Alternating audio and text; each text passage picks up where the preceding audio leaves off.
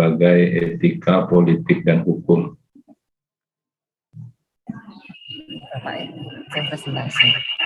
Materi ini terdiri dari dua pokok bahasan utama. Tolong di ini dulu, di mute. Udah ya. Jadi materi ini terdiri dari dua sub pokok bahasan utama. Yang pertama Pancasila sebagai etika politik, yang kedua Pancasila sebagai sumber dari segala sumber hukum. Kita mulai dari yang pertama. Etika politik di bidang ilmu termasuk dalam lingkup filsafat. Etika membahas tentang tanggung jawab dan kewajiban manusia. Etika erat kaitannya dengan moral. Apa itu moral? Sebagai satu pedoman atau paradigma untuk mengukur apakah tindakan itu salah atau benar. Paradigmanya apa? Ya, paradigmanya adalah dari perilaku manusia itu sendiri dengan berdasarkan pada nilai-nilai yang hidup dan berkembang di mana kita hidup atau berada. Etika politik membahas atau mempertanyakan tentang tanggung jawab dan kewajiban manusia sebagai manusia, bukan hanya sebagai warga negara terhadap negara, bukan hanya sebagai warga negara terhadap hukum yang berlaku, dan lain-lainnya. Oleh sebab itu, fungsi dari etika politik dalam masyarakat menjelaskan legitimasi politik atau pengakuan kekuasaan secara bertanggung jawab. Jadi kalau kita berbicara fungsi etika politik, paradigma yang digunakan adalah bukan emosi, prasangka, melainkan paradigma yang digunakan adalah akal sehat atau rasio. Sehingga apa yang dikatakan itu bersifat objektif dan argumentatif. Etika politik tidak secara langsung berurusan atau mencampuri politik praktis, tapi tugas utama etika politik adalah membantu agar pembahasan masalah-masalah ideologis dapat dijalankan secara objektif. Ya, dari penjelasan ini mungkin ada pertanyaan, dipersilahkan.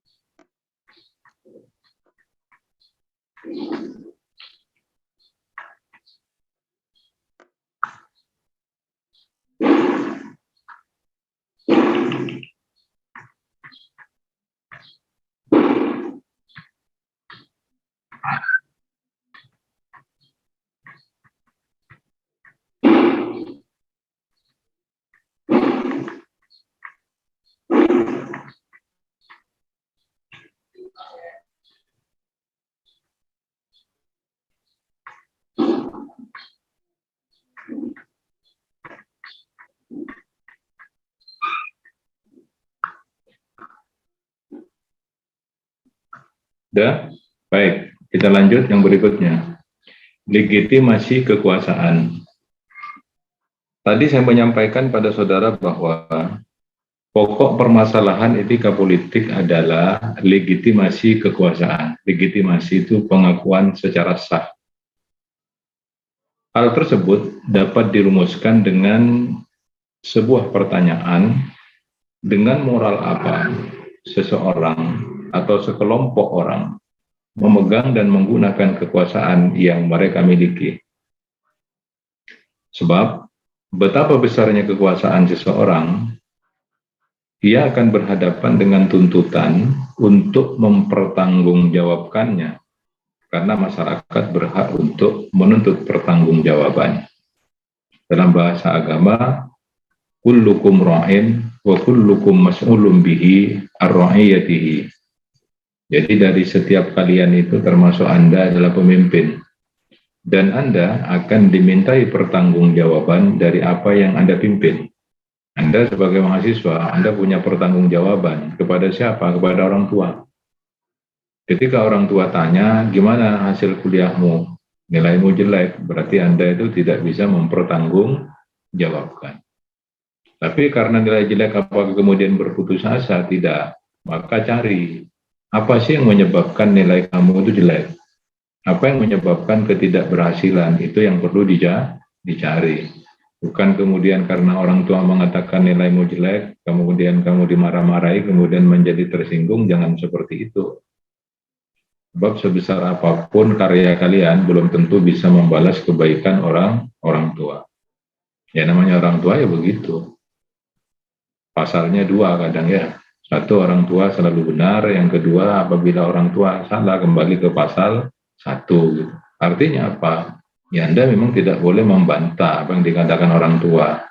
Nggak ada orang tua ini ingin menjurumuskan anaknya menjadi maling, itu nggak ada. Wisle nggak usah kuliah, jadi orang pok aja nggak ada. Gitu. Paham ya? Ini yang perlu Anda pahami. Jadi jadi manusia itu jangan sakarpe dewek. Itu. Kata orang Cina, jangan sakarpe dewek. Itu. Seorang penguasa hendaknya mempunyai wibawa, tanggung jawab, dan budi pekerti yang luhur. Ketiganya bisa tercapai apabila seorang penguasa itu dapat menjalankan amanah yang diberikan atau legitimasi kekuasaan yang diberikan dijalankan dengan baik. Legitimasi kekuasaan dapat dikategorikan menjadi dua. Pertama adalah etis, yang kedua legalitas. Silakan Anda baca dulu ya. Etis itu apa, legalitas itu apa. Anda beri contohnya. Contoh yang etis itu seperti apa, yang legalitas seperti apa. Ya, silakan dibaca.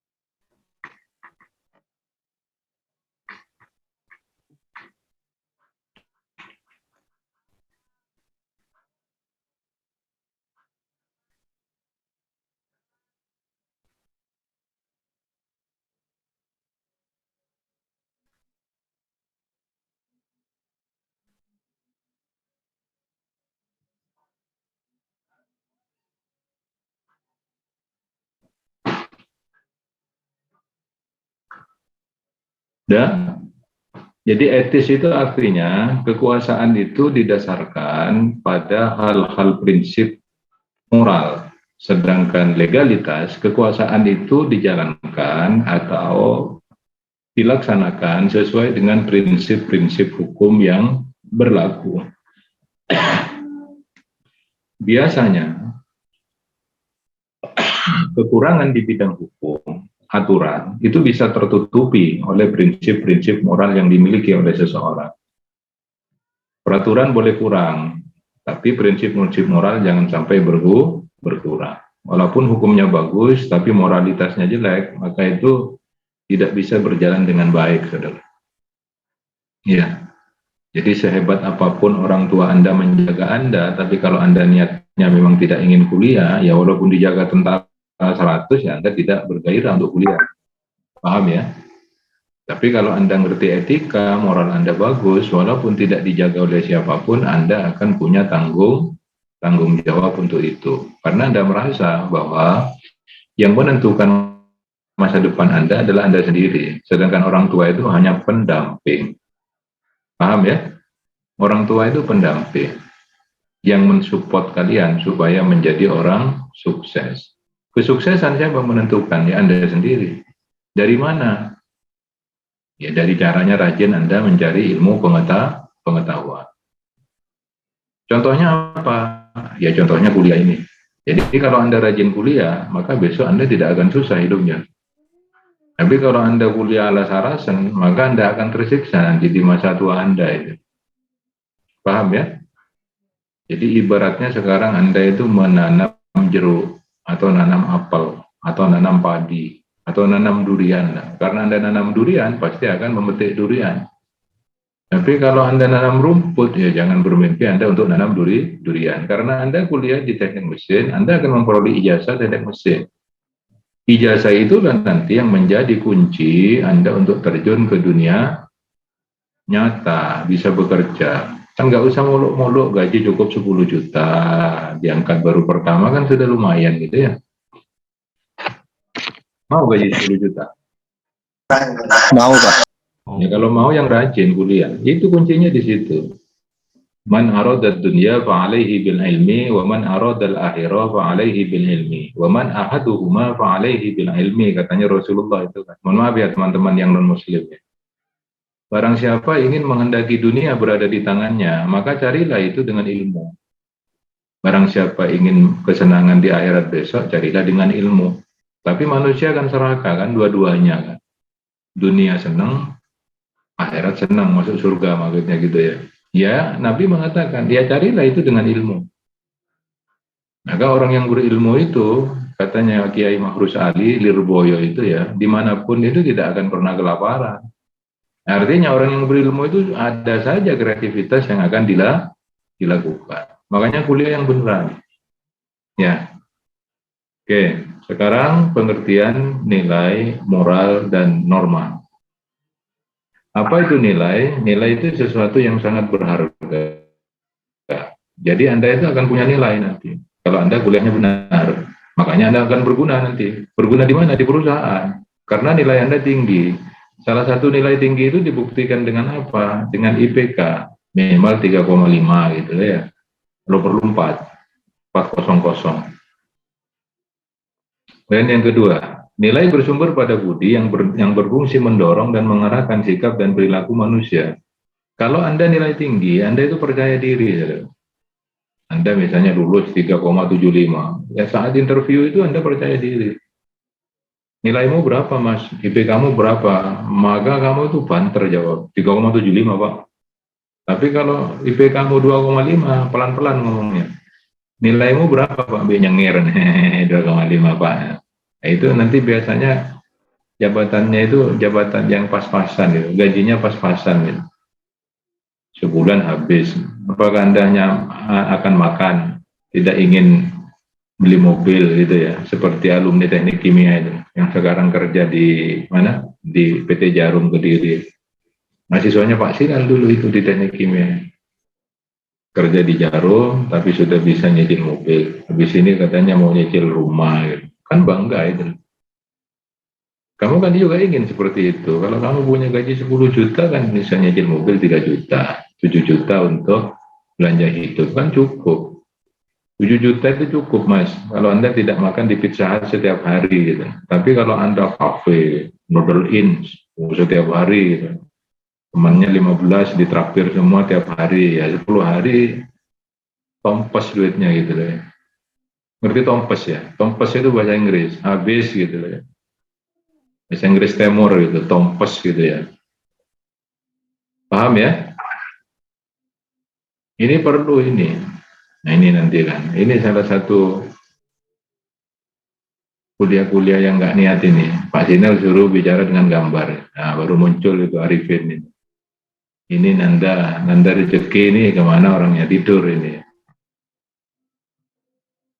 Ya, nah ini saya hanya suruh lihat gambarnya masjid ini. Siapa yang gambarnya masjid tadi itu? Ini kosong ini, Raka Galang Rustio ini. Ada sudah. Airin Amalia, hanya saya suruh bicara dengan logo Polinema gitu ya. Nah, Mestinya ya kayak gini, Hairin ini mana belum muncul, Ahmad Asrori ini hanya tulisan tok. Jadi dianggapnya saya YouTube yang berjalan dengan sendirinya gitu ya. Ya dalam bahasa kasarnya wis ngoce-ngoce yonal karepmu kan gitu, yang penting tak tinggal turu kan gitu ya. Mestinya jangan seperti itu. Ya, ini Ahmad Asrori ini bisa-bisa orangnya nggak ada ini mungkin. Oke. Kemudian yang kedua adalah menurut Profesor Notonegoro, nilai itu dapat dikategorikan menjadi tiga. Nilai material, nilai vital, dan nilai kerohanian. Nilai vital itu yang seperti apa sih Pak? Nilai material itu seperti apa? Nilai material itu segala sesuatu yang berguna bagi raga kita. Pecel itu nilai material. Ya, rawon. Tapi Anda tidak hanya butuh rawon, tapi butuh nilai vital. Apa itu? Segala sesuatu yang berguna bagi manusia untuk melakukan aktivitas. Apa? Ilmu pengetahuan. Jadi Anda butuh makan, Anda butuh pecel. Supaya apa? Kuliah tidak lemes. Karena ini puasa, sahur. Ya sahur gitu loh. Jangan banyak-banyak, cukup 2 piring, 3 piring, cukup sahur gitu ya. Apakah cukup hanya nilai vital? Tidak. Jadi bukan hanya Anda itu makan pecel, tapi juga harus punya ilmu. Apakah cukup punya ilmu? Tidak. Butuh nilai kerohanian. Apa? Segala sesuatu yang dapat membimbing batin manusia. Anda itu kan pasti pernah nggak punya duit, ya? Nggak punya duit sama sekali kan pernah, yang namanya mahasiswa itu kan pasti kan, ya, apalagi yang di luar kota, begitu kiriman datang maunya Laut Selatan itu mau dibeli gitu ya. Kiriman datang dari orang tua, Laut Selatan mau dibeli gitu. Tapi begitu kiriman sudah nggak ada, semua saku itu diperiksa satu-satu. Barangkali masih ada sisa-sisa rezeki yang tertinggal. Sementara mau WA ke pacar, pulsanya sudah habis. Nemu uang di jalan 50.000, saat itu Anda sudah merasa kaya raya gitu ya. Makanya kalau punya duit itu coba pola gitu. Ya gaya mahasiswa lah, jangan bergaya seperti pengusaha. Kiriman dari orang tua 5 juta ya bergaya 5 juta, nggak usah bergaya 10 juta ya. Jangan lebih besar tiang daripada pasak gitu ya. Baik, Pak. Kebalik dulu, baik. Apanya yang baik? Kebalik kok ngomong baik gitu. Siapa? Dengan lebih besar pasak daripada tiang. Wes hidup apa onoknya ya. Dari orang tua dikasih 500.000, ya wis bergaya 500.000. Nggak usah ikut-ikut yang bergaya 5 juta. Ya, 500.000 disimpan, duitnya itu disimpan. Lo kalau pengen makan Pak, ikut koncomo gitu loh. Ya. Iya Pak. Ya, iya ikut makan koncomo kok iya terus saya. Nilai rohani itu ada berapa? Nilai rohani itu ada nilai kebenaran. Jadi Anda pasti membiasakan yang benar, jangan membenarkan yang sudah biasa. Kedua, ada nilai keindahan.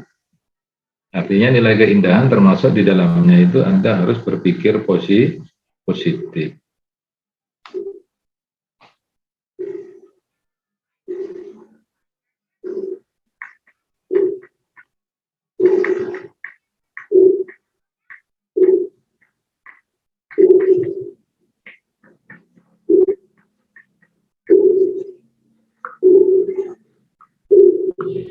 Kemudian yang ketiga adalah nilai moral. Tadi sudah disinggung nilai moral.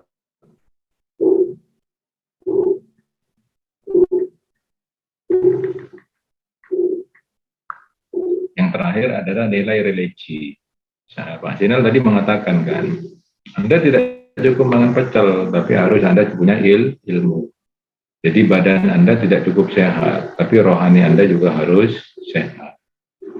Apabila terjadi keseimbangan seperti itu, maka apa yang Anda harapkan, apa yang Anda inginkan, itu akan dapat berjalan dengan baik. Ya, wes lah, pokoknya kuliah yang kemenangan. Rungokno rek, rungokno. Ya, rungokno apa iki? Nggih Pak, baik Pak. Didengarkan kok. Rungokno baik-baik. Wes pokoknya saiki awakmu kuliah yang kemenangan. Sing rajin, tunggu sing banter, lulus insya Allah nggak nganggur. Wis gitu aja kuncinya. Nggak usah Iya, Pak. takut pada berita-berita, oh saiki percuma kuliah, terjadi pengangguran. Itu omongannya orang nggak sekolah itu. Allah itu menciptakan kalian itu lengkap sudah. Lengkap dengan apanya? Lengkap dengan sarana dan prasarana termasuk rezeki. Sudah. Nggak usah takut. Makanya nggak usah melok-melok demo-demo yang bakar-bakar ban itu nggak usah. Wis mau coba buku yang pinter ibadah, gitu. Bantu orang tua kalau orang tua punya bisnis dibantu. Ya, kalau orang tua punya bisnis pelit, dicolong duitnya gitu loh, cek kapok gitu kan gitu lah ya. Itu caranya. Mempunyai bisnis, Anda kan sudah besar, udah tahu penghasilan orang tua berapa. Misalnya Mas Salendra ini ya, Mas Salendra ini punya bisnis, orang tuanya punya pabrik 3 misalnya kan. Tiap bulan itu penghasilannya katakanlah 200 juta. Anda hanya tiap minggu dikasih 500.000, colongan naik aja nggak tuman gitu kan gitu. Itu. Kalau orang tua kaya Anda dikasih 500.000, colongan naik kayak Kanjeng Sunan Kalijogo itu ya. Ya kan? Sunan Kalijogo itu nyolong tapi diberikan kepada orang yang miskin, bukan dibeli untuk minum-minuman gitu ya.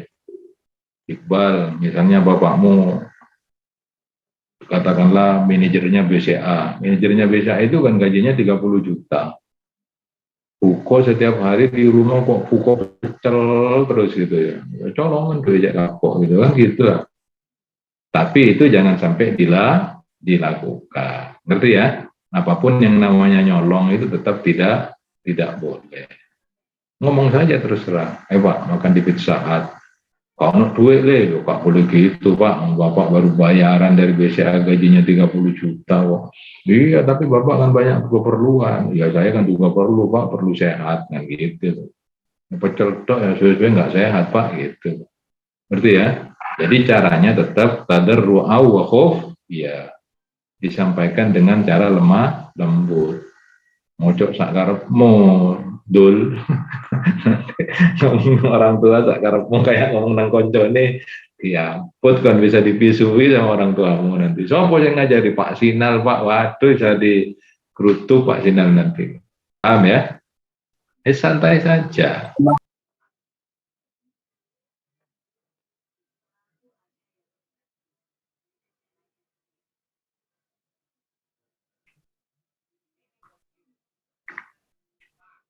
Ada pertanyaan, silakan.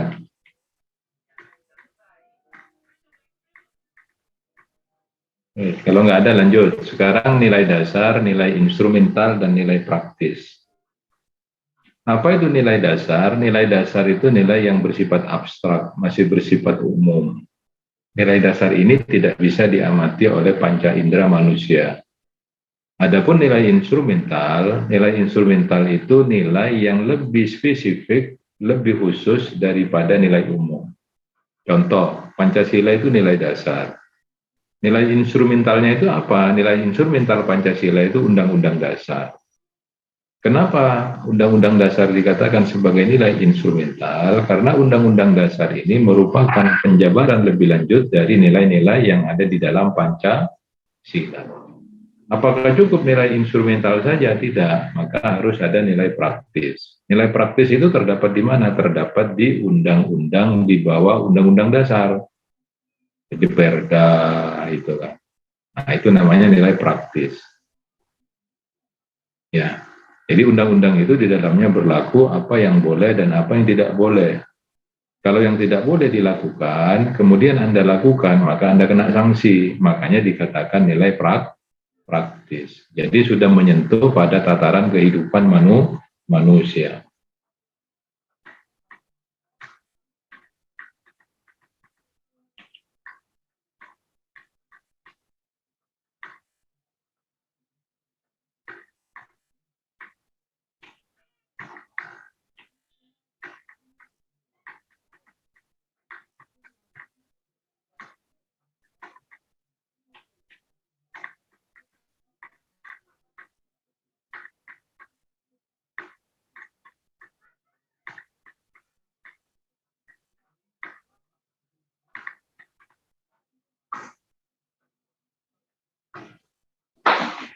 Kemudian yang berikutnya saudara moral.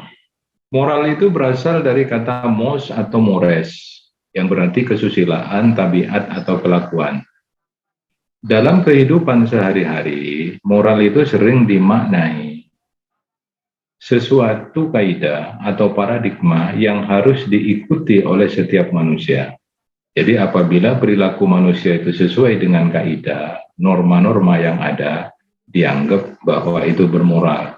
Misal, Anda berbicara dengan orang tua, Anda bicara sopan, itu namanya Anda mengikuti kaidah-kaidah yang ada, maka Anda dianggap bermoral. Gitu. Kemudian Anda bicara dengan orang tua, kemudian tidak sopan, seenaknya sendiri, itu dianggap tidak bermoral. Jadi moral ini memang bersifat pribadi, tapi nilai-nilai yang ada di dalam moral itu adalah kesepakatan yang ada atau yang dibuat oleh masyarakat yang satu dengan masyarakat yang lain.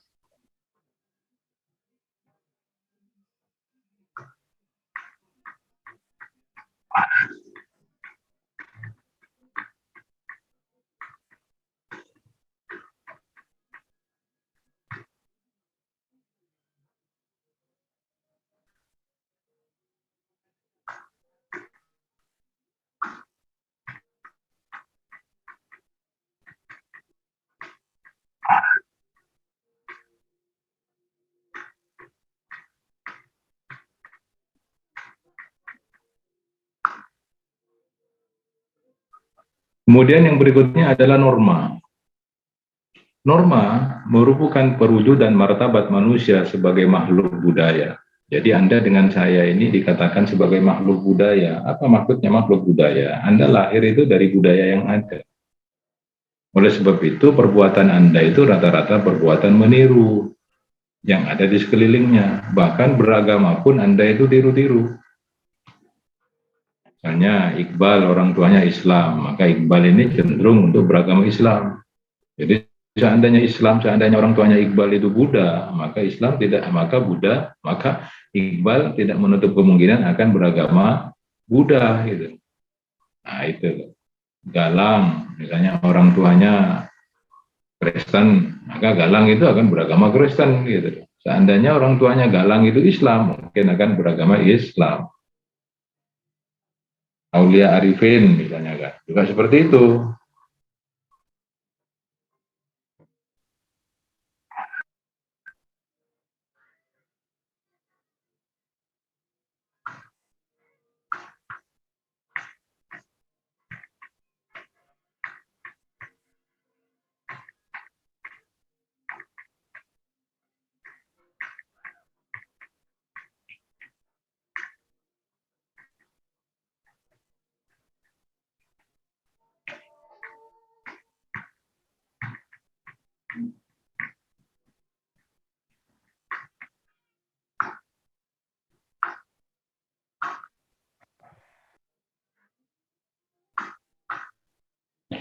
Ada beberapa macam norma. Pertama, norma agama, norma kesusilaan, norma kesopanan, dan norma hukum.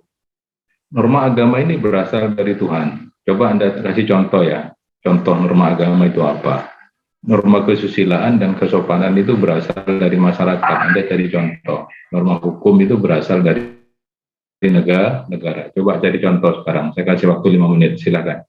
Contoh norma agama seperti apa? Susila, sopanan, dan hukum. Ya, silakan.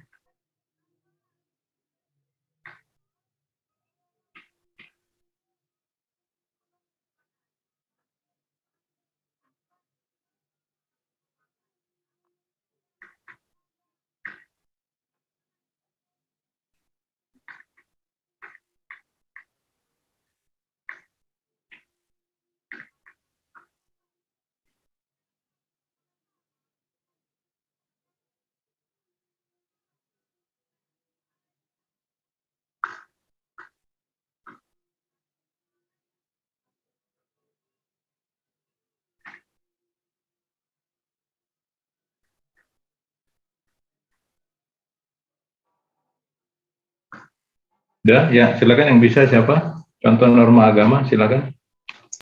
Saya Pak. Menjawab. Ya, silakan. Silakan satu-satu, coba. Contoh norma agama adalah EO-nya dibuang, Mas. Mau dibuang apa? Dihilangkan. Terus, gimana? Contoh norma agama? contoh norma agama adalah keharusan beriman kepada Tuhan, Hmm. menjalankan ibadah sesuai dengan agama yang dianut, Hmm. Terus? sama setiap umat yang beragama dianjurkan bersikap toleran dan menghargai sesama makhluk Tuhan di muka bumi ini. Ini siapa ini? Menjawab barusan. Aulia Arifin, Pak. Aulia Arifin. Ini kelas 2A ya? Iya, kelas 2A. Ya. Ada lagi? Ya, bagus, Mas Aulia. Siapa lagi mau jawab? Silakan. Izin mencoba menjawab. Ya, silakan, Mas. Norma agama seperti dilarang meminum khamar, berzina. Norma kesusilaan itu seperti kayak pamali gitu Pak yang ada dalam masyarakat. Norma kesopanan menghormati orang tua dan bercakap yang lebih sopan kepada orang yang lebih tua. Norma hukum itu seperti aturan-aturan yang ada dalam hukum seperti dilarang mencuri, dilarang berjualan narkoba gitu Pak. Oke, ya, bagus. Sekarang norma kesusilaan. Silakan.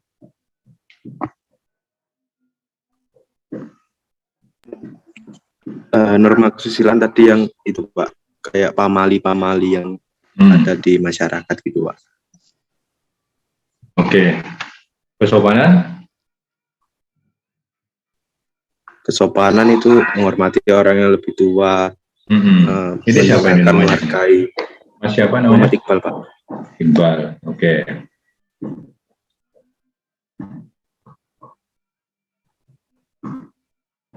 Ya, ada lagi yang mau jawab? Silakan. Berkata kotor, Pak. Ya, siapa Mas? Mas siapa? Ya.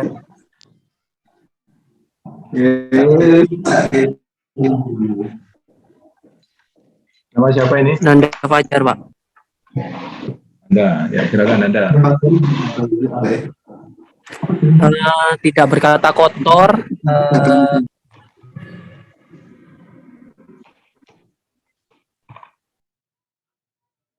Enggak muncul. Oh, hilang-hilang Nanda. Ya, Pak. Halo, Pak. Ya, Berkata halo, kotor. ya. Terus tidak memaksakan kehendak orang lain, tidak memaksa orang lain, terus udah Pak, gitu aja Pak. Anda ya namanya ya. Iya Pak. Oke, ada lagi, silakan. Saya Pak, Siapa? Catur Fajar. Catur Fajar. Oke, Mas Catur, silakan. Norma kesusilaan itu saling tolong menolong bila ada yang kesusahan. Jangan menghakimi orang yang bersalah dengan cara sendiri. Mendamaikan orang yang bertengkar dan melindungi orang yang ditindas. Oke, bagus. Sekarang norma hukum. Siapa yang bisa jawab? Saya Pak. Ya, silakan. Muhammad Bintang. Bintang.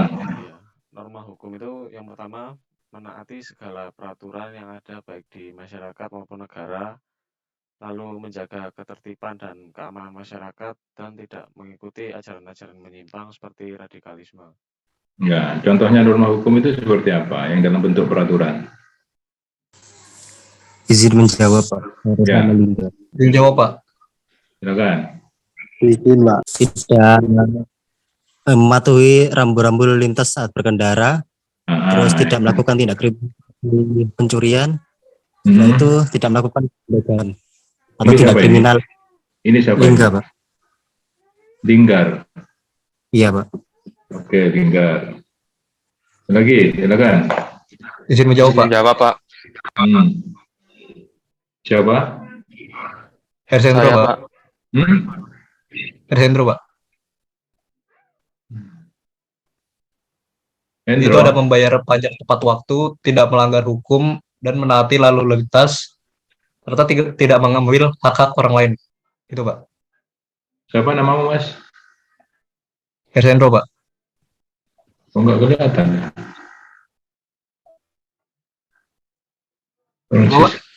Franciscus ini. Hersendro, Pak. Salendro ada. Hersendro, Pak. Ya, Pak. Absen 10. Oh, Hersendro. Ya, Iya, terima Pak. kasih Dro. Terima kasih Dro. Hersendro. Oke, yang lain. Izin menjawab, Pak. Siapa? Saya, Pak, Dimas Wisnanda. Dimas, silakan Mas. Contoh dari norma hukum antara lain yaitu tidak melakukan korupsi terhadap uang negara, tidak melanggar peraturan pemerintahan, dan kewajiban untuk bayar pajak setiap tahunnya. Sudah, Pak. Kalau korupsi terhadap orang tua itu termasuk norma hukum nggak? Misalnya Anda bohongi orang tua, Mak, atau Pak mau beli buku Pancasila, kira oleh 300 karena harus beli 6, padahal Anda nggak beli buku Pancasila, itu termasuk norma yang mana itu? Soalnya dosennya galak, Mak, kalau nggak beli ini iso dibunuh, ya kan gitu ya. Itu kira-kira masuk norma yang mana itu? Kesusilaan, Pak. Kesusilaan, Pak. Kesusilaan, Pak. Hah? Kenapa masuk Kesusilaan, kesusilaan? Kenapa masuk kesusilaan? Karena berkaitan dengan etika, Bang. Karena berkaitan dengan etika. Jadi udah tahu ya. Jadi kalau Anda membohongi orang tua, itu namanya Anda itu tidak beretika. Ada yang sudah berapa kali bohong sama orang tua? Yang ngaku saya kasih nilai B. Wajar, Pak. Ayo siapa? Berapa kali Anda bohong sama orang tua? Dan berapa kali membohongi orang tua? Siapa? Salindra. Salindra. Ayo Dra, ini seorang anak yang ngaku. Berapa kali Dra? Masih sekali, Pak. Masih sekali, masa? Sekali ya? Oke, karena Anda masih bohong sekali, saya kasih B nanti. Coba Anda nggak pernah bohong, B+, kan gitu ya. Jadi tolong jangan bohong ke orang tua itu. Kalau mau minta dibelikan HP, minta saja. Orang tua baru dapat THR 100 juta, Pak belikan HP Pak, atau belikan baju. Enggak, nggak bisa, ini harus ditabung dulu. Ya nggak apa-apa, colongan aja duit, ya, kan gitu ya. Tapi jangan dilakukan, ngerti ya? Nanti dilakukan, pasti dikasih. Orang tua itu pasti ngasih anaknya. Baik saudara, itu yang bisa saya sampaikan.